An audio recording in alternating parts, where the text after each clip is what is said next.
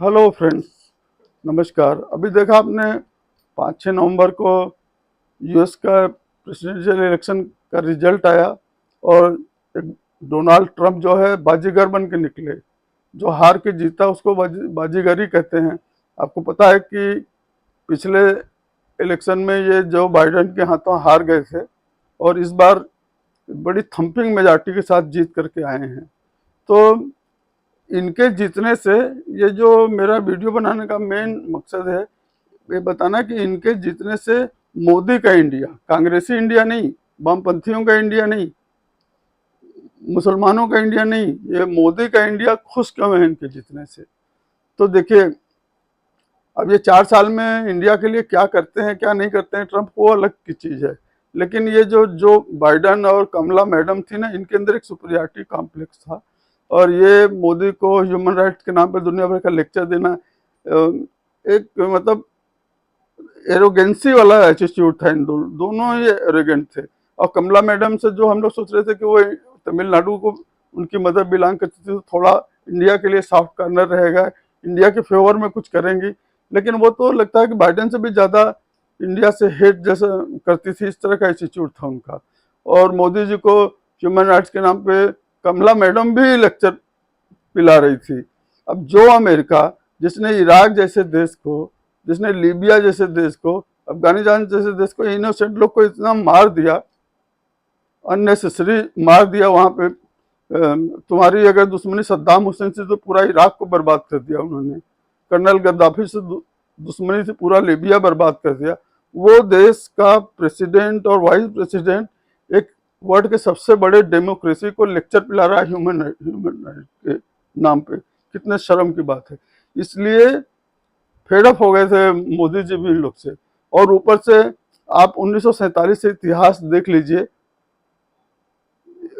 ये अमेरिकन ने, खास डेमोक्रेसी जो अमेरिकन के जो रिपब्लिकन पार्टी, कोई भी वहां पे जो अमेरिकन प्रेसिडेंट जो भी रहा है, उन लोगों ने एक मतलब कहिए कि चाइना हो गया, पाकिस्तान हो गया, जहां पे पूरा डिक्टेटरशिप, आर्मी का रूल है पाकिस्तान में, वहां पे भी अमेरिका आर्मी को सपोर्ट कर रहा है। At the cost of democracy of India, at the cost of India, जहां सबसे बड़ी वर्ल्ड की डेमोक्रेसी है। चाइना कम्युनिस्ट, वहां भी डिक्टेटरशिप है। उसको इतना आगे बढ़ाने में अमेरिका का ही हाथ है। तो इन लोग को पता नहीं इंडिया से क्या इतनी प्रॉब्लम है, या इंडिया के लोगों की क्वालिटी जानते हैं कि अगर इनको इंडिया को थोड़ा इनकरेज किया गया तो बहुत आगे बढ़ जाएगा इंडिया। इसका इन लोग को भी डर लगता है, जो भी है। तो अमेरिका हमेशा स्वार्थी देश है। इसीलिए मोदी जी ने कभी भी रशिया का को क्रिटिसाइज नहीं किया यूक्रेन वार के लिए, क्योंकि ट्राइड एंड ट्रस्टेड फ्रेंड है रशिया। मतलब तकलीफ के समय साथ देने वाला। और अमेरिका तो अपना उल्लू सीधा करके भागने वाला है। अभी चाइना के चक्कर में नहीं इंडिया को थोड़ा फेवर कर रहा था अमेरिका, नहीं तो क्या करता है। तो लेकिन ट्रंप थोड़ा श्रूड पॉलिटिशियन नहीं है, वो थोड़ा अलग ही टाइप का है। वो उनके नज़र में अमेरिका को आगे बढ़ाना है, तो Trump can do something good for India. लेकिन ये जो बाइडन जो तो श्रूड टाइप का है, और कमला हैरिस, ये सब तो बहुत ही एरोगेंट टाइप के लोग थे। इनको इनको तो जैसे इंडिया का भला करने में इनको प्रॉब्लम, पाकिस्तान को चाहे F-16 का स्पेयर पार्ट देना हो, उनको पैसा देना हो, हर कदम पे आर्मी चीफ जा गया घूम के अमेरिका आ रहा है। और ये मतलब कि एटॉमिक कंट्री बन गया बिना अमेरिका के आशीर्वाद के। पाकिस्तान एटॉमिक पावर वाला देश नहीं बन सकता था। और किस लिए उनको एटॉमिक पावर बना दिया भाई? वो क्या करेंगे? उनको किससे लड़ना है? इंडिया से लड़ेंगे एटम बम के नाम पे।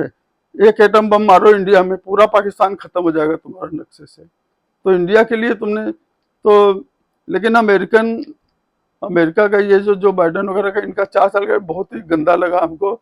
ये जो है बुला बुला के मोदी जी को, पता नहीं अब ये अंदर से हम लोग को तो नहीं पता चलता, लेकिन मोदी जी की खुशी से ये लग रहा है कि मोदी जी जो बाइडन या कमला मैडम से खुश नहीं थे, इसलिए उनके जाने से ये बहुत बहुत खुश हैं।